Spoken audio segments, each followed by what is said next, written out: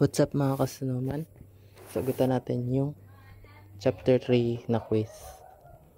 So, number 1, meron tayo ditong water and then may gate. And then this one is air.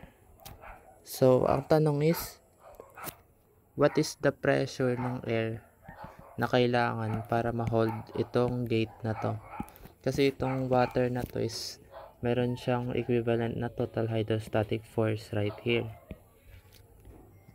And then, gawa nun, may tendency na mabuksan tong gate, mag-move siya pa ganun. So, kailangan natin ng counter na force, which is yung force na galing sa air. And then, i-moment lang natin yung dalawa at point A para ma-counter, para hindi siya mabuksan, mapigilan yung force. So, since air itong kabila, this one, ang distribution niya ng force equal. Unlike sa water na hindi equal. So, yun sa water, may location pa siya, which is yun yung sinosolve natin galing sa yun yung E. Yung E is downwards na galing sa center of gravity. So, ito ay square gate na y meters. So, 7 by 7 yan. This one is 7, this one is 8 meters. So, ang location ng force nito is nandito. And then sa air naman, since hindi nagbabari yung force niya, ibig sabihin, yung force na galing dun sa pressure ng air is concentrated on the center. So, kung 7 itong gate na to, this one is 3.5. And then, 3.5 din to. So, meron tayong moment arm ng F water na 3.5 plus E.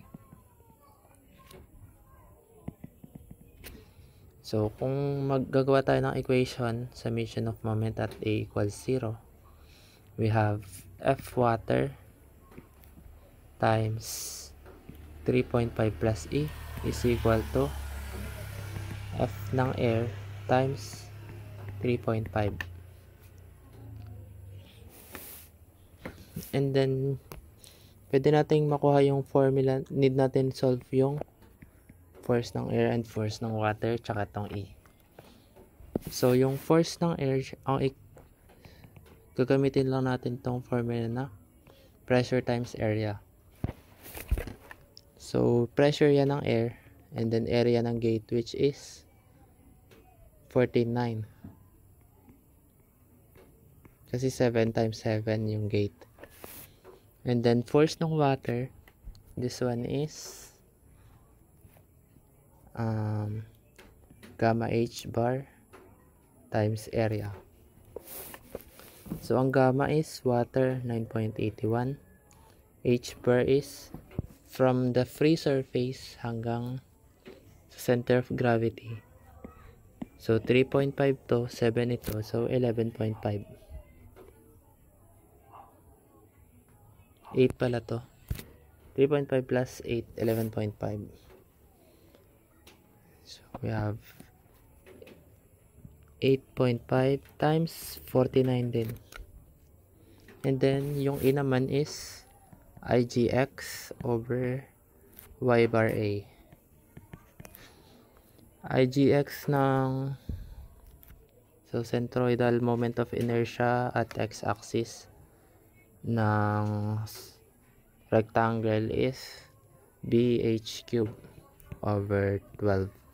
Or in this case, pag square siya, side raised to 4 over 12. So, sulat natin 7 raised to 4 over, ang y bar niya is equal lang din sa h bar, which is 8.5. So, kapag vertical lang to, yung h bar niya is, ang pinagkaiba ng h bar at y bar, yung h bar, vertical distance lang lagi, which is from here to here. And then, yung y bar naman is along with the direction ng inclination ng gate. In this case, vertical yung inclination ng gate, so vertical din. Magkakaiba lang siya is kapag inclined yung gate. For example, may gate tayo na, let's go here. May tubig tayo dito, face surface. Tapos meron tayong gate dito na pag ganito. Yan. So ito yung sabihin nating center of gravity niya. Yung distance from here to here ang h bar. Pero yung y bar from center of gravity hanggang sa free surface, pero hindi siya vertical along with the direction ng inclination. So kung theta to, theta rin dapat to. So makakabuo ka dyan ng triangle dapat na ito yung equal, and then may h bar dyan, may y bar. Solvable yung relationship nila.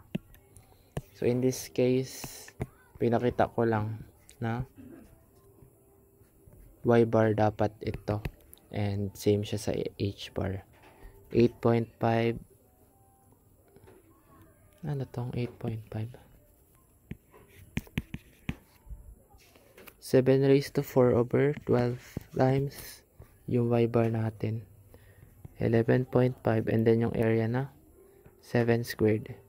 So cancel to. Square na lang yan. Pwede na natin i-rewrite yung equation. So yan ay 9.81. But 8.5 nakasulat ko. This one is 11.5.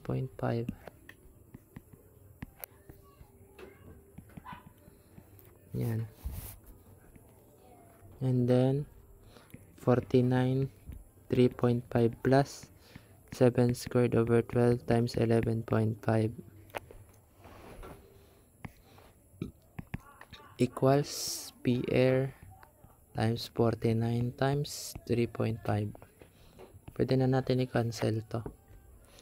And then pag sinolve natin 11.5 3.5 plus 7 squared is equal to PRX times 3.5. Makukuha natin yung PR.